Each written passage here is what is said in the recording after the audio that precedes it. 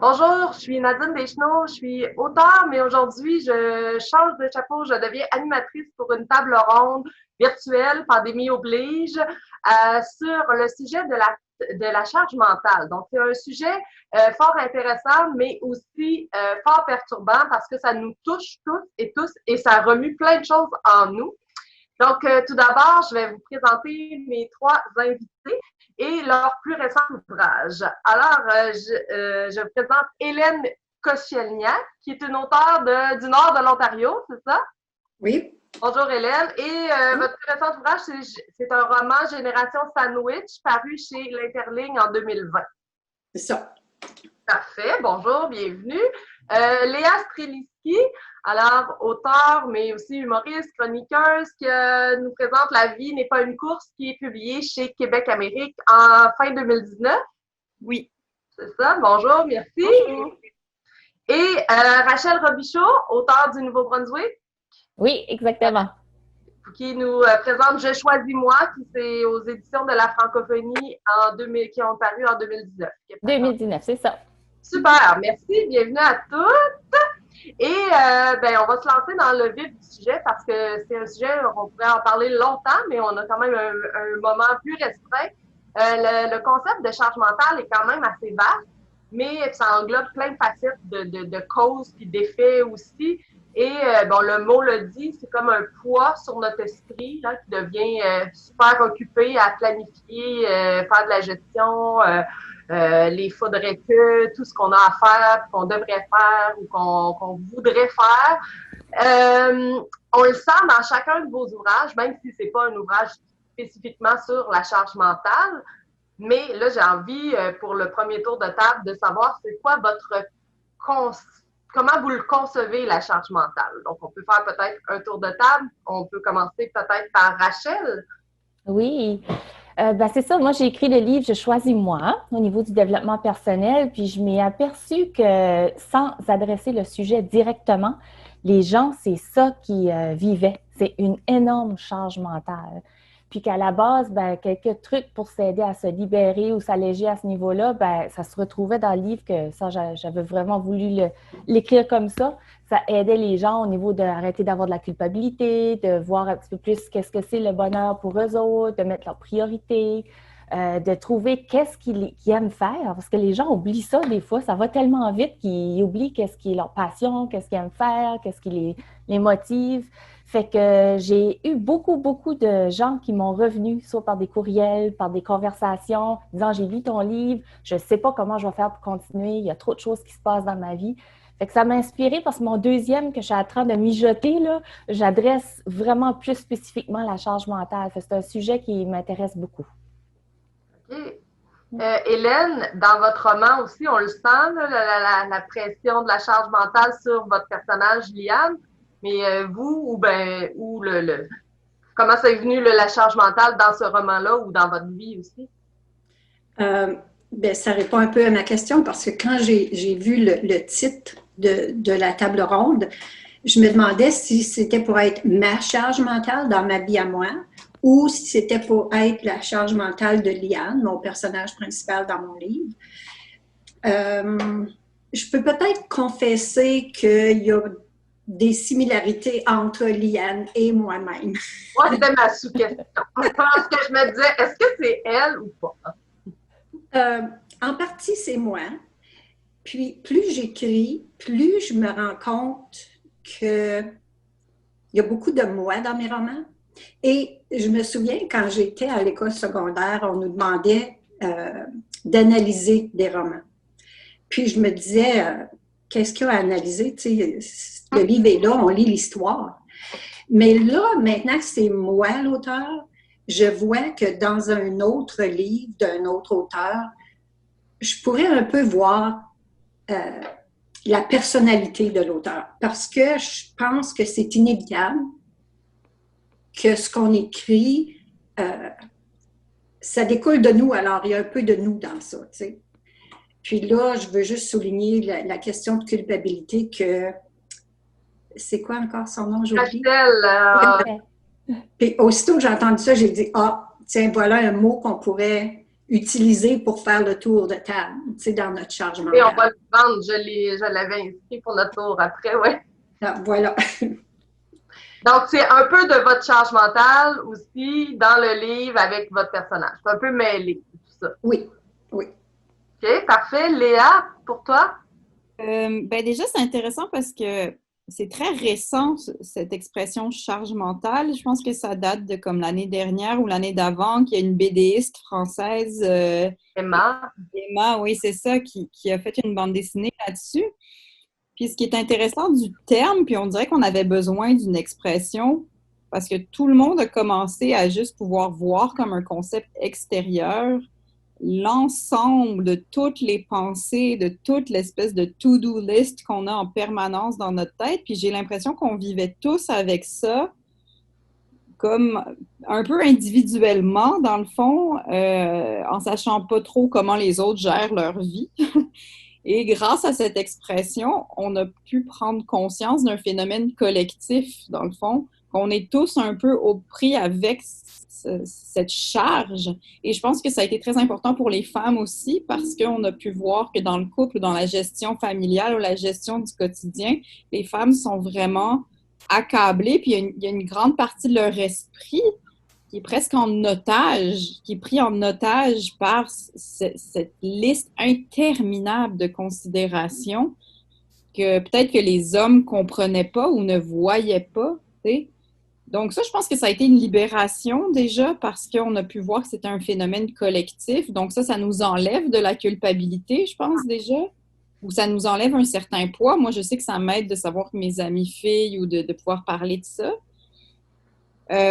Puis après, c'est de la gestion, hein, la charge mentale. C'est sûr que je pense qu'il y a énormément de pensées dont on n'a pas besoin puis qui sont dans notre tête puis qui n'ont pas d'affaires là. Puis il faut comme un peu les organiser ou les marie-kondoiser, disons. Oui, c'est ça.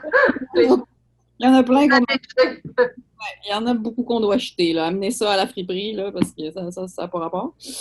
Mais c'est ça, fait que la charge mentale, pour moi, en tout cas, dans ma vie, c'est d'abord une prise de conscience avant d'être une organisation.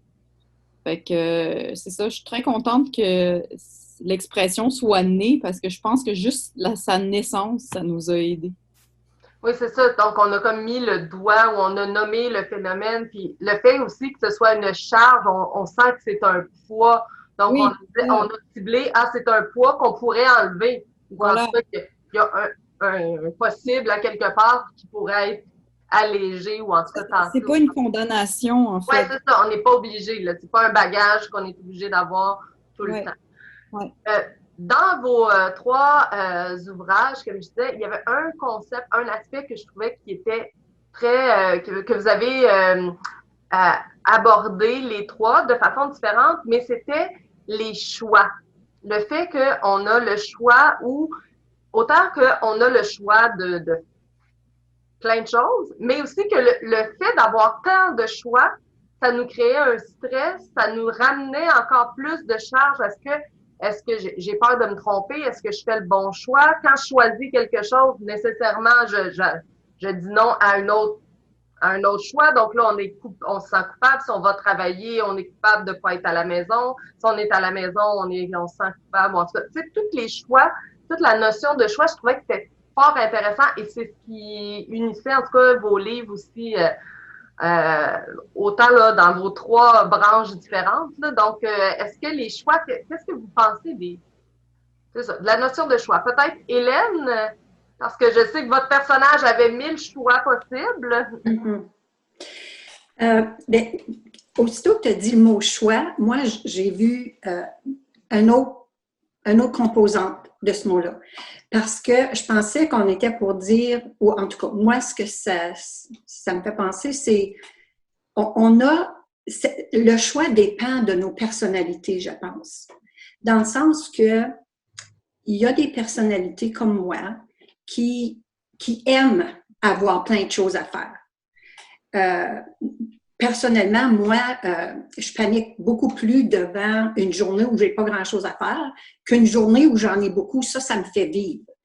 Donc, je me plains pas nécessairement d'avoir plein de choses à faire. Des fois, je trouve que oui, les choix sont imposés, comme à Liane, je veux dire, elle est obligée de prendre soin de son père qui souffre d'Alzheimer. Elle blâme ses frères de ne pas faire leur part. Par contre, quand ils veulent aider, à ce moment-là, elle n'est pas nécessairement satisfaite parce qu'ils ne le font pas comme elle le ferait. Donc, je dirais que des fois, les choix ou la charge mentale, oui, d'une façon, c'est imposé, mais d'un autre côté, ça dépend de la personnalité, à savoir quel choix cette personne va faire. Mhm. Léa, toi aussi, tu parlais beaucoup des choix dans ton... Oui, je parle des choix. Ben je pense que c'est une question d'apprendre à se connaître. Je pense que les choix, ça te permet d'aiguiser ton sens de toi, en fait, à la longue. Puis ça m'a pris beaucoup de temps dans ma vie avant d'être capable de moins douter de l'espèce de voix que j'ai, de mon dialogue intérieur. Tu sais, je pense que ce qui est le fun avec le temps, si tu as la chance d'avoir ces réflexions-là, c'est d'affiner ouais, tes choix personnels, justement, pour que ça reflète ta personnalité. Et moi aussi, maintenant, je suis rendue que j'aime ça quand j'ai beaucoup de choses à faire dans ma maison, dans mon quotidien, parce que je trouve que, vu que j'ai pris confiance en moi avec les années, c'est mon langage, les choix, tous les choix que je fais dans ma journée, les choix de bouger une plante parce que je trouve qu'elle serait plus belle là, ou les choix de qu'est-ce que je mets dans la boîte à lunch de mes enfants. Puis c'est vraiment ton quotidien, ta vie, dans le fond, là, c'est vraiment juste une addition de tous ces petits choix de ce que tu fais dans ta journée puis dans ta semaine. Puis c'est ça, puis au fur et à mesure, ça s'additionne. Puis je trouve que tous ces choix-là, maintenant, j'ai du fun à me dire qu'est-ce que je préférerais. Puis quand j'aime pas faire les choses, parce qu'il faut que je fasse des listes ou bien qu'il faut que je me fasse un peu violence pour écrire ou pour faire certaines affaires, je me dis comment je pourrais faire pour aimer plus ça. Par exemple, je me mets à apprendre la calligraphie. Alors, j'écris en lettres attachées parce que j'aime ça, ça fait beau. Alors, je fais une tâche plate, mais au moins, je me rajoute. Avec un vecteur. C'est ça, fait tu sais, je trouve que avant, je voyais plus les choix comme, justement, vu que j'avais moins confiance en moi, ça m'angoissait. Mais maintenant, je me vois plus comme maîtresse de ma propre vie, puis je me dis, ben, tous ces choix, c'est moi qui choisis, c'est moi qui leur donne des ordres un peu, tu sais. Puis, Donc, toi, plus assumé aussi. oui, c'est ça. C'est pas des choix parce que les autres te disent. Non, mais il y en a, tu sais, par exemple, j'ai un de mes enfants qui est à la maison aujourd'hui parce qu'il tousse, puis je suis sûre qu'il est complètement correct, mais parce qu'on est en 2020, je ne l'envoie pas à l'école parce que je veux pas qu'il tousse dans la classe, puis que j'ai l'air de la mère qui envoie son enfant qui tousse à l'école. Mais, tu sais, donc c'est sûr que ça change mon quotidien, et là, c'est sûr que c'est là qu'il faut faire attention avec la charge mentale parce que souvent, j'ai l'impression qu'il y a beaucoup de femmes qui sont moins maîtresses de leur quotidien parce qu'il y a une telle il y a une charge, justement, qui n'est pas la nôtre, forcément, tu sais. Puis, La pression ou les choix qui sont un oui, peu imposés. Mais il faut trouver comme la façon de se choisir ou comme tu disais, oui, quand j'ai une tâche plate, je la rends le fun avec autre chose. Je suis capable de oui, j'ai une liberté, justement. J'ai beaucoup plus de choix, tu sais. okay. C'est vraiment une question d'apprendre à s'écouter, là, tu sais. Oser s'écouter parce que... Oser, hein, tu le dis, c'est pas, ça vient pas d'emblée. Là, Non, c'est pas inné. En tout cas, chez moi, c'est pas inné. Puis, ben, c'est clair, Rachel, aussi, dans ton titre de ton livre, Je choisis moi, donc se choisir, ou en tout cas les choix, qu'est-ce que c'est pour toi? Ben, je pense que vous avez apporté des très bons points, Léa et Hélène, dans la réflexion des choix, puis que moi aussi, je me rattache beaucoup. Puis qu'on est la somme de nos choix, finalement. C'est ça qu'on est. Mais il faut juste penser à c'est nous qui devrait passer en premier, parce que dans ce que vous avez décrit tous les deux, vous avez dit, ben, j'aime ça, mes journées sont remplies. Puis c'est pas éliminer des choses, mais c'est plus faire des choses qui nous remplissent ou trouver la façon que ça va nous combler plus. J'aime beaucoup l'exemple que Léa avait utilisé, de faire quelque chose, mais de façon différente pour le rendre plus intéressant. Puis moi, ben, j'ai beaucoup, beaucoup changé ma manière de penser avec, avant ça, c'était je dois faire ceci, je dois faire ça, pour le changer de je choisis de. Puis ça, là, ça m'a enlevé une tonne de pression sur les épaules parce que là, je choisissais. Fait qu'il n'y a plus personne d'autre à blâmer, puis ça y allait beaucoup plus avec mes valeurs, puis qu'est-ce que je voulais faire, puis qu'est-ce qui était essentiel pour moi dans la vie. Fait que je disais, OK, si je dis je choisis de faire ça, ben là, je l'assume, puis c'est moins pesant pour moi. Puis, vas-y, Léa, non, je pensais que tu avais fini, mais je ne veux pas te couper dans ton idée, vas-y. Je voulais juste dire que quand j'ai arrêté de travailler, mon médecin avait dit, il dit, on est tellement bombardé de choix. Il dit, fais attention à ça, c'est une grosse pression, mais tu sais, des fois, on passe des gros choix de vie, mais même dans la vie de tous les jours, tu sais, comme on va à l'épicerie, il dit, tu as une étagère remplie de pâtes à dents. Tu sais, on peut passer 15-20 minutes à choisir si tu le meilleur prix, si tu la meilleure sorte, si tu Mais ça, là, c'est du temps, c'est de l'énergie, tu sais. Puis c'est toutes ces petites choses-là que quand on commence à laisser aller, ben, on dirait que ça va beaucoup mieux. Oui. Puis c'est la zone de plaisir. Moi, je sais que, tu sais, j'ai 3 enfants. Quand je suis devenue mère, et tout, c'est facile de te piler dessus, de te sacrifier. Puis là, tu deviens une sorte d'objet ménager dont tout le monde se sert, mais tu n'existes pas vraiment. Puis, à un moment donné, je me suis vraiment tannée, là. Puis j'ai commencé, par exemple, à avoir une maison qui est organisée, qui est belle, qui est bien décorée. Moi, j'adore ça. Puis ça m'a pris...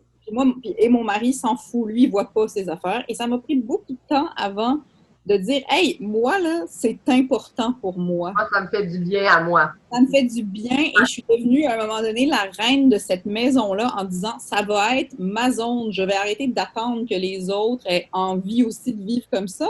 Je vais devenir la reine de cette maison et je vais l'organiser. Et ça, c'est créatif. J'aime ça. Mais tu sais, moi, dès qu'il y a une zone de plaisir, j'ai tendance à me le retirer. C'est comme si j'ose pas aller vers ces affaires-là. Alors que justement, ben, quand tu es devant l'étalage des 45 dentifrices, c'est parce que tu finis par pas savoir avec quel bout de ta personnalité choisir. Mais maintenant, là, moi, j'y vais pour la zone de plaisir. Et c'est pas toujours ce qu'on penserait qui m'apporte du plaisir. Mais moi, par exemple, là, je suis dans une vague de... Je suis tannée d'avoir autant de recyclage, je me pose beaucoup de questions sur l'écologie. Fait que je suis genre, OK, ben moi, ce qui m'apporte le plus de plaisir, c'est de pogner la marque bio de dentifrice en ce moment. C'est ça qui m'apporte du plaisir. Fait que, tu sais, c'est ça, c'est d'aller vers tes choix et aussi de se donner le droit au plaisir à un moment donné, parce que c'est ça qui te fait... Ça raccourcit tes décisions, je trouve. C'est comme, qu'est-ce qui est le plus le fun? Parce qu'on n'a pas tant de temps. Il y a un grand, grand lien entre le plaisir et la culpabilité. C'est ça, hein? C'est le laisser aller de la culpabilité qui nous offre tout cet espace-là pour mettre plus de plaisir dans notre vie. Puis, je pense que Rachel, tu disais, de se remplir de choses qui nous font du bien. Mais des fois, je le lisais dans vos livres, c'est pas nécessairement facile de savoir qu'est-ce qui nous fait du bien. Léa, je pense, dans ton livre, à un moment donné, tu dis, on ne sait plus avoir un monde intérieur quand le brouhaha cesse. C'est comme si quand on s'occupe avec 1000 affaires, des fois, quand on s'occupe des autres, quand on accumule les tâches, c'est comme plus facile, ce stress-là, on le connaît plus. Puis ça nous stresse moins que de devoir faire face des fois au vide on s'est oublié, on s'est mis de côté. Puis là, ben, de se rebrancher à nous, ça nous fait plus peur, ça nous crée plus de stress. Est-ce que ça, vous le sentez aussi ou vous l'avez senti? Parce que là, je sens que vous êtes dans l'autre partie, là, vous avez pris, on a pris plus conscience, puis on a fait des nouveaux choix. Est-ce que vous avez senti ça, cette espèce de je sais plus qui je suis, moi, là-dedans? Ben, je pense que ça a été très, très, très positif, la pandémie. Tu sais, il y a des côtés positifs aussi. Parce que ça a vraiment été, si je veux une image, pour moi, c'est comme si que c'est quelque chose qui est branché ensemble, qui a débranché tout d'un coup. Parce que quand tu es dans le tourbillon de la vie, ça va tellement vite que finalement, tu ne te poses plus de questions, tu vis là-dedans, puis tu continues. Ça va toujours nous rattraper un jour, hein, mais à un moment donné, on dirait qu'on oublie ça, tu sais. Puis la pandémie, je pense, a donné la chance de voir autrement comment on pourrait vivre. Tu sais, les familles qui étaient super occupées, que les enfants étaient dans tous les sports, qu'ils couraient tout le temps. Là, tout a arrêté d'un coup. Puis souvent, même dans mon livre, je disais, des fois, on tombe même malade physiquement. Oui. Tu sais, parce qu'on est tellement, tellement un stress qu'on ne réalise pas. Puis là, tout d'un coup, tu tombes malade, puis là, tu te reposes des questions, tu reviens toujours à l'essentiel, c'est ça que c'est. Puis là, peut-être se dire, on n'est peut-être pas obligé que les enfants soient dans 4-5 cours le soir, hors notre travail, tout ça, puis on a vu quelque chose, on n'est pas obligé de tout être au camping l'été. Fait qu'on explore juste quelque chose de différent. Mais je pense que finalement, l'humanité avait besoin de ce stop-là. Ça a été à l'extrême, là, mais tu sais, on avait besoin de réévaluer ce qu'on s'en allait. Je reviens à ce que Rachel disait C'est Rachel qui vient de parler. Oui, Et l'autre, Léa. Léa. Léa disait que, tu sais, parfois, on finit par avoir l'impression qu'on est seulement qu'une personne dont on se sert. Ouais. Mais d'un autre côté, quand les personnes font appel à nous, il y a un certain plaisir dans ça quand même. Puis s'il y a un certain plaisir dans ça qui fait qu'on compte pour quelqu'un parce qu'il se fie à nous, il y a quand même là un certain plaisir. Donc, quoi que ce soit qui nous apporte un plaisir, on a tendance quand même à aller vers ça. Donc, oui, on peut voir la chose de cette façon-là, mais d'un autre côté aussi, on peut voir que ça nous apporte quelque chose. Mais la ligne est mince entre des fois, est-ce qu'on accepte trop aussi? Oui, justement. Parce qu'il y a des journées où c'est trop, puis il y a des journées que c'est pas assez. Donc, on revient pas mal toujours à essayer de trouver un milieu, se connaître et savoir qu'est-ce qu'on peut accepter, puis où on pourrait refuser. Parce que dans tous les choix qu'on fait, dépendant encore de la personnalité, des fois, il y a une certaine peur de refuser quelque chose. On se sent obligé d'accepter. Donc, les choix ne sont pas toujours faciles à faire. Puis je pense que pourvu qu'on se dit pas non à nous-mêmes quand on dit oui aux autres, c'est là qu'est la ligne. Mm-hmm. Parce que c'est vrai que ça fait du bien de faire des choses pour les autres. Ça nous valorise beaucoup, puis ça nous apporte beaucoup aussi. Mais il faut juste que ça veut dire oui pour nous aussi, puis qu'on se prive pas de quelque chose, puis que ça nous fait vivre un sacrifice ou quelque chose qu'on n'aime pas faire, puis qu'on le fait juste pour plaire aux autres. Ouais, puis je pense qu'il y a un quota aussi. Par exemple, moi j'ai 3 petits-enfants, donc c'est sûr que dans une journée, le nombre de demandes est assez élevé, le nombre de fois où ils disent maman et tout ça. Et dans toute ma journée, je veux dire, ils sont mon moteur. Mon rôle central, c'est que je suis leur mère et c'est vraiment le moteur de ma vie. Mais il arrive une heure dans la journée, vers 8h30, 9h, où maman est fermée et où je ne peux plus répondre à leurs demandes incessantes parce que j'ai juste plus d'énergie. Alors, c'est sûr que c'est ça. Il y a énormément de demandes que je choisis pas, mais c'est sûr qu'ils sont le moteur de ma vie. C'est ce que je préfère. Et faire ça, être maman, c'est ce que je préfère. Cela dit, pour répondre à la question de est-ce que quand tout le brouhaha arrête, ben, c'est ça, est-ce qu'on a peur que tout ce brouhaha arrête parce qu'on se retrouve un peu face à notre propre existence? Absolument, ouais. Oui, je pense que oui. Ce qui m'a rassurée, en tout cas moi, dans ma vie, c'est que les fois où je me suis perdue et j'entendais plus mes propres envies, mes propres besoins, parce que justement, je m'étais perdue dans faire des choix qui n'étaient pas les miens, en fait, répondre juste à la commande des autres. Ce qui est rassurant, c'est que ça revient. Tu sais, Oui, on le retrouve, c'est ça? on le retrouve, ouais, c'est ça. Tu sais, tu commences avec des choses très simples, souvent, là, de qu'est-ce que j'ai envie de manger. Tu sais, ça m'est arrivé de vraiment plus me connaître au point de plus rien entendre en moi.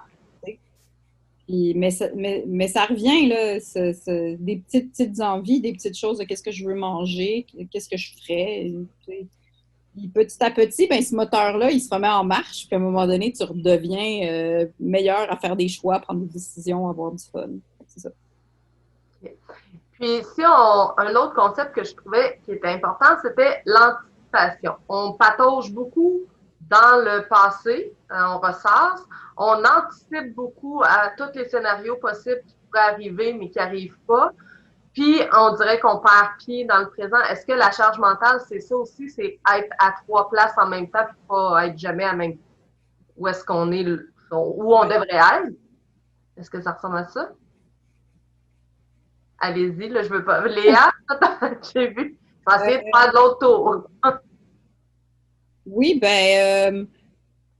ouais, c'est ça. Tu sais, tantôt, quand je disais qu'il y a une charge mentale qu'on s'impose, mais qu'on devrait juste comme enlever de notre cerveau, là, c'est ça. Il y a vraiment comme une espèce de pollution mentale aussi à un moment donné. C'est des habitudes, tu sais, l'anxiété, trop penser, tu sais, trop penser, là, c'est beaucoup ça aussi. il y a énormément de choses, on n'a pas besoin d'y penser. Puis je pense que la pandémie, moi, je sais qu'au début, là, mars-avril, quand ça a commencé, j'avais très peur, j'étais très, très anxieuse, je savais pas ce qui allait arriver. Puis c'est sûr que, tu sais, j'écoutais les nouvelles, je me suis créé une telle charge mentale toxique, en fait, d'informations négatives et de... Puis, tu sais, les nouvelles, les médias fonctionnent comme ça, là, ils sont au clic, ils sont à la peur, c'est des angles qu'ils choisissent pour que, justement, ça attire notre attention. Puis la répétition tout le temps, là. Oui, puis la répétition. Ouais. Oui, le flot incessant de nouvelles, 24 heures sur 24. Mais à un moment donné, il a fallu que j'arrête parce que c'est ça, ça me créait beaucoup trop d'anticipation. Puis l'anticipation, c'est vraiment... Tu sais, autant il faut que tu te prépares un peu là, dans la vie. Organiser. Oui. Tu sais, il faut que tu t'organises un minimum si tu veux que ton quotidien roule. Mais autant, tu sais, en mars-avril, on essayait d'imaginer, mais là, ça va être quoi notre été? Puis là, maintenant, on essaie d'imaginer, ça va être quoi notre Noël? Puis tu sais, mais on peut pas vraiment le savoir. Fait que c'est un flot incessant de pensées qui, au fond, ne servent à rien. T'sais. Ça nous prépare à rien. Non. Ça, là, parce que c'est tellement flou. Ouais, c'est ça, mais ça te donne un sentiment de contrôle parce que tu as l'impression que pendant que tu penses à ça, tu es en train de contrôler la situation, alors qu'il n'y a pas du tout. Que tu ne contrôles pas. Contrôle pas. Rachel, t'as de la tête, oui. Oui, je suis totalement d'accord. Puis, tu sais, on dit tout le temps que 10 de ce qui nous arrive, c'est la réalité, puis 90 c'est comment on perçoit la situation. Ben, c'est ça qu'on fait tout le temps, on anticipe, puis je reviens beaucoup dans le livre à dire, à essayer de se ramener au moment présent. Puis c'est la seule chose vraiment qu'on a du contrôle dessus, mais c'est la seule chose qui nous calme, qui nous fait du bien aussi. Puis, des fois, déléguer, tu sais, on pense pas...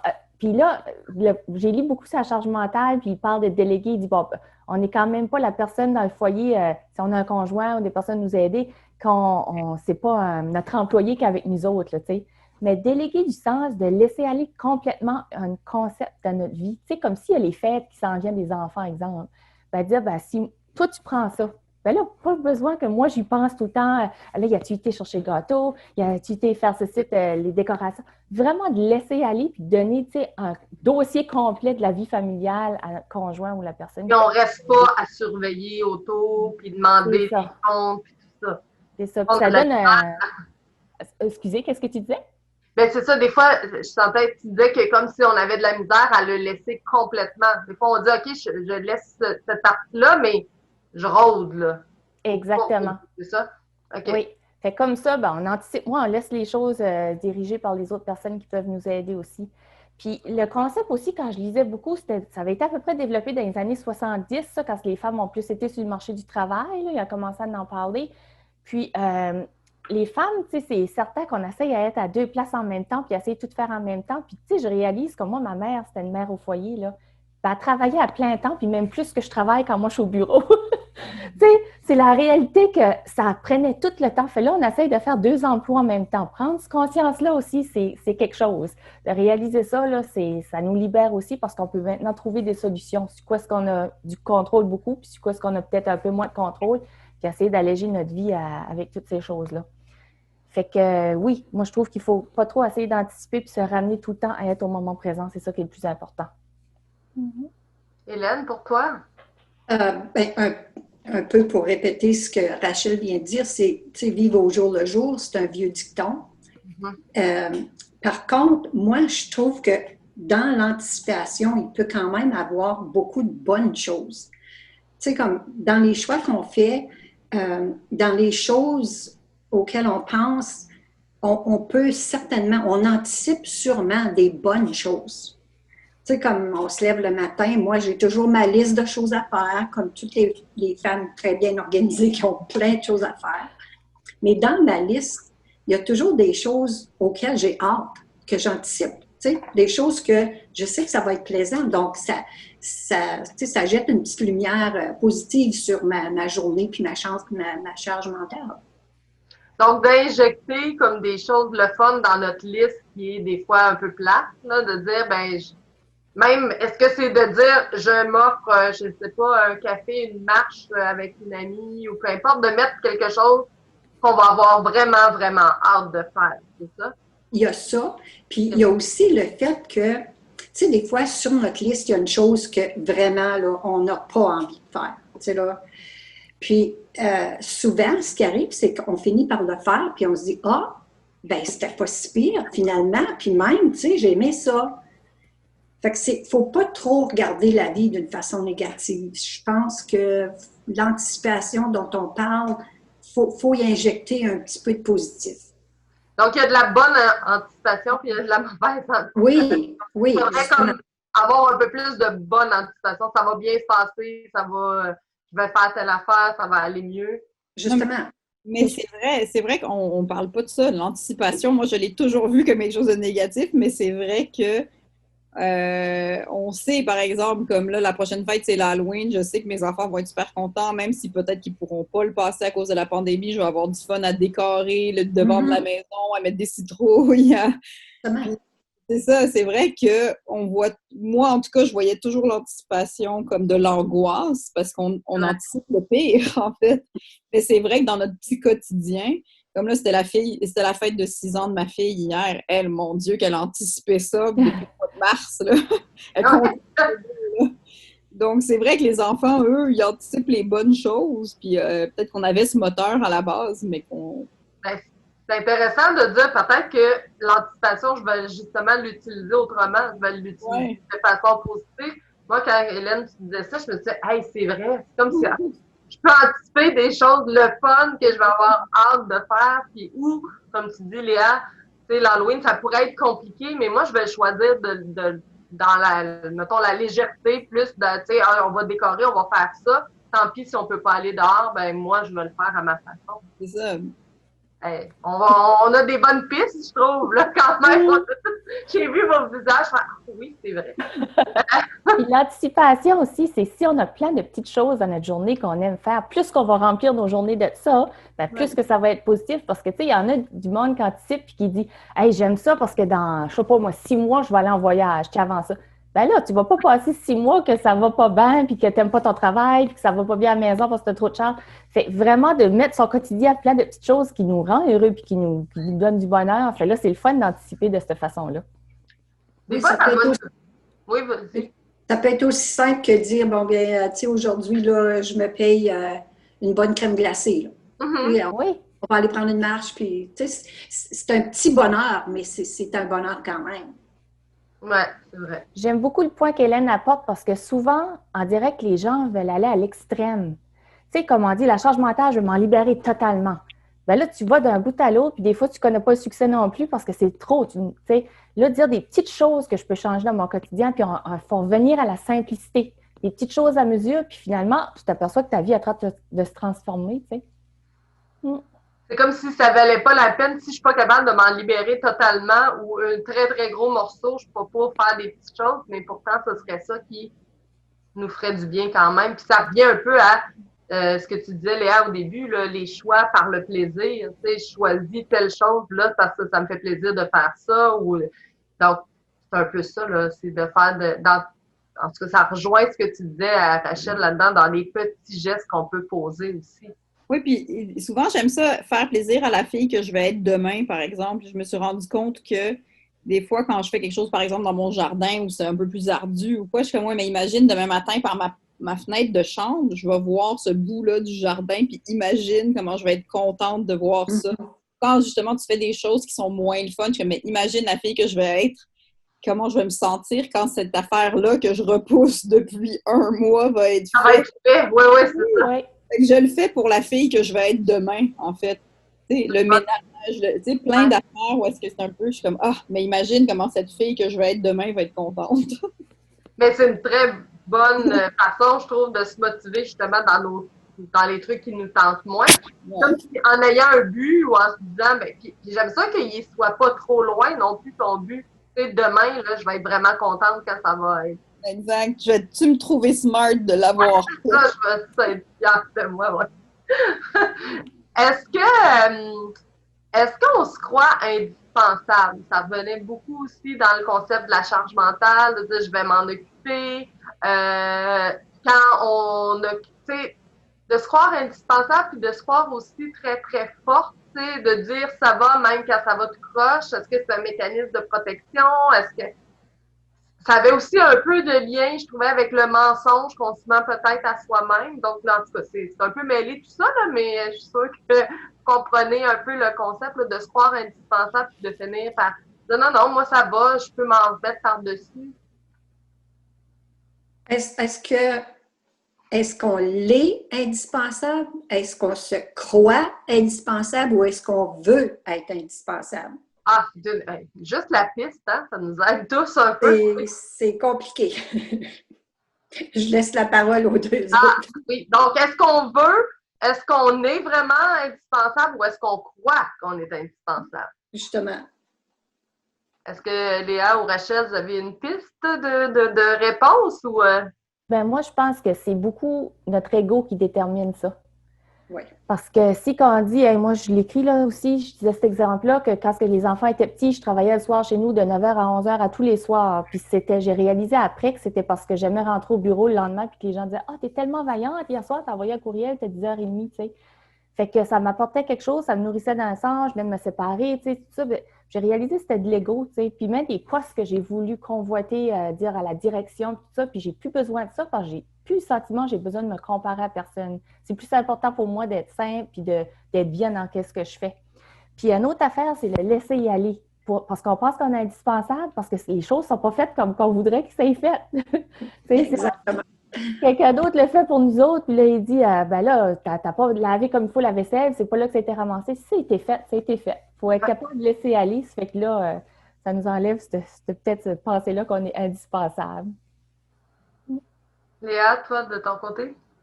Ben, ça dépend dans quoi, en fait. Il y a des choses où je suis pas du tout indispensable. Il y en a d'autres où c'est sûr que, vu que j'ai 3 enfants, comme je le répète, et qui sont petits, Ouais.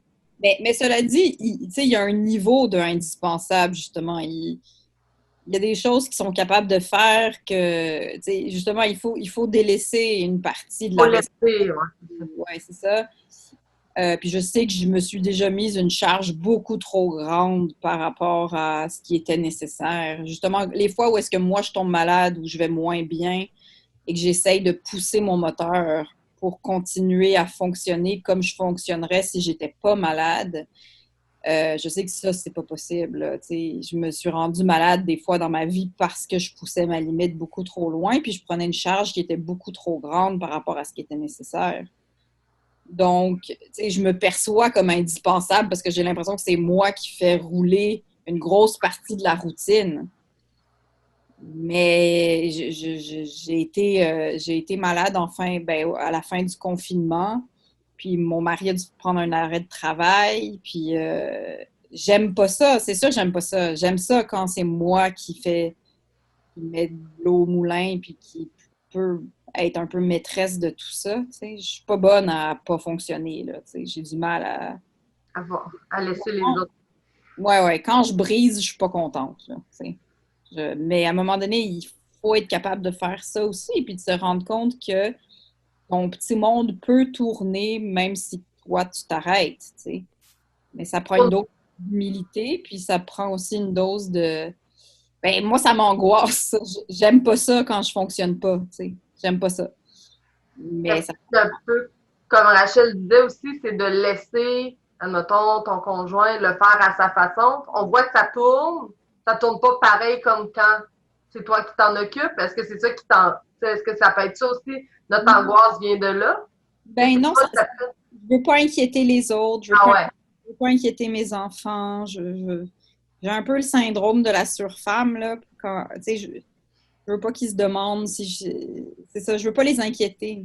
J'ai tendance à les faire passer avant moi, bien sûr, puis je veux être droite puis fonctionner pour eux, mais ça, c'est pas possible, on n'est pas infaillible. Puis tout ce qu'on dit dans le moment, j'ai une page dans mon livre de Génération Sandwich où c'est exactement la situation que vit Liane. Elle est toujours en charge de tout et à un moment donné, un de ses frères vient la voir puis il dit tu te plains que c'est toujours toi qui es en charge de tout. Mais quand on veut t'aider, tu n'es jamais satisfaite. Donc, tu sais, là, il lui explique exactement ce que lui ressent par rapport à la situation. Puis elle se rend compte que peut-être qu'elle se croyait indispensable puis qu'elle voulait être indispensable. J'ai aimé l'expression de Rachel quand elle dit c'est une expression, un problème d'ego. Moi, je disais c'est une personnalité, mais je pense qu'on dit la même chose dans le fond. Donc, c'est pas facile de réaliser que finalement, elle n'était pas indispensable à sa façon. Là. Elle cherchait confiance que, OK, je pense que c'était justement mon ego, c'était pas vraiment ça. Là. Je pense que dans le fond, c'est un peu la personnalité d'une femme forte. En tout cas, c'est comme ça qu'on la décrivait, qu'on la décrit. Mm-hmm. Puis le bon mot chez nous, c'est quelqu'un qui est bien bossy. Puis là, on a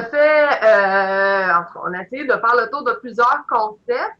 Vous avez donné des bonnes pistes aussi, comme pour alléger, parce qu'on comprend que tout peut pas être dans notre radar, on peut pas tout faire.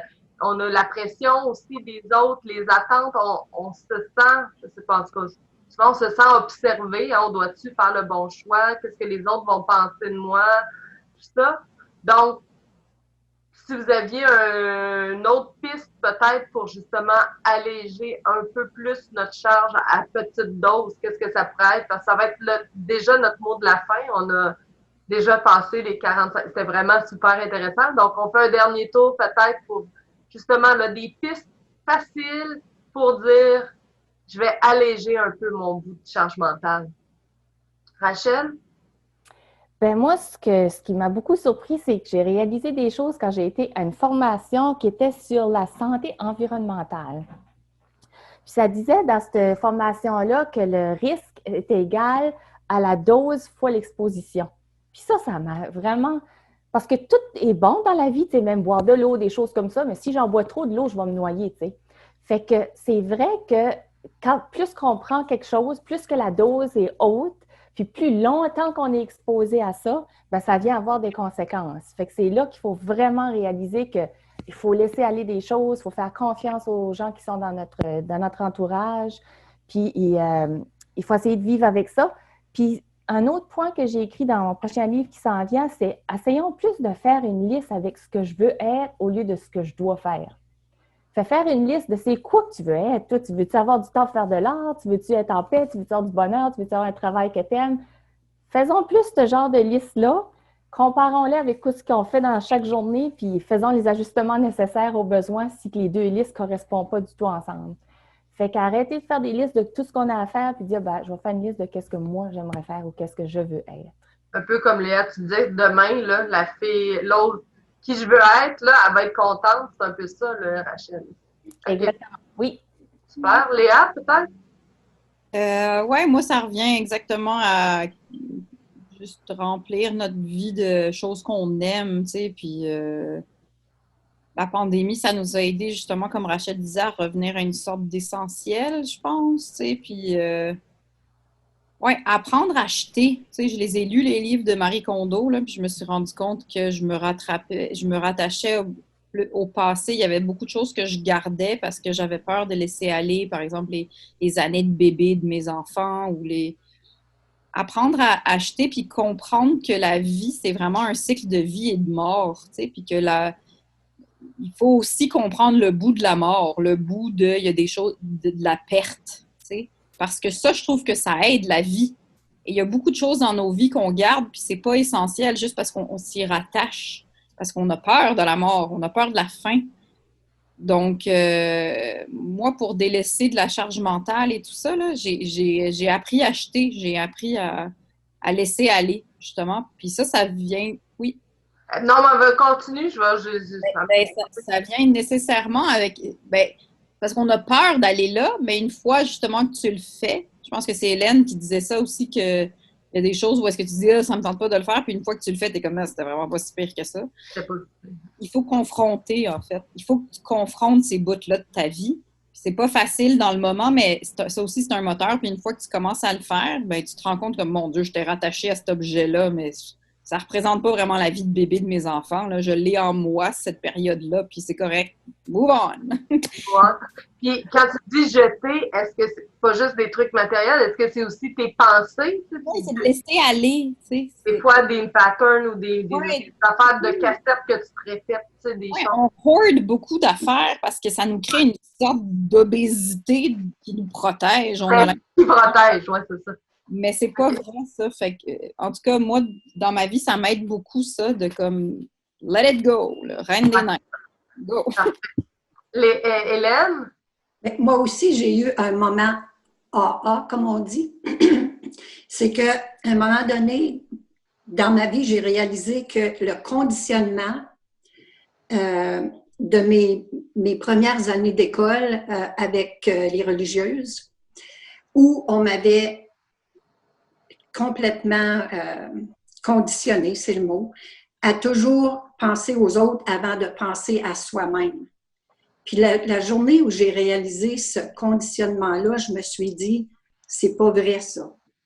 C'est possible que parfois je pense à moi-même avant, puis ça sera pas mal.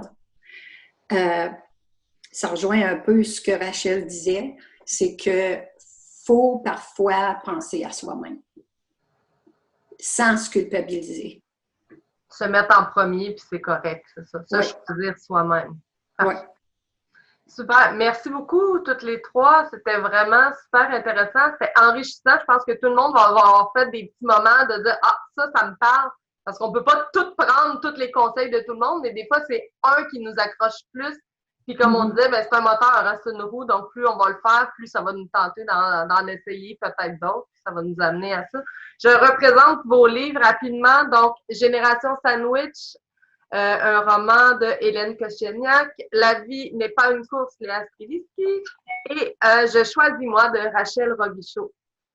Donc, merci beaucoup et j'invite tout le monde à aller lire vos ouvrages. Ça va comme continuer la réflexion, je crois, surtout après avoir entendu vos discussions. Je pense que ça va être vraiment intéressant. Donc, merci beaucoup toutes les trois. Merci. Merci à toi. À la prochaine! À la prochaine! Oui.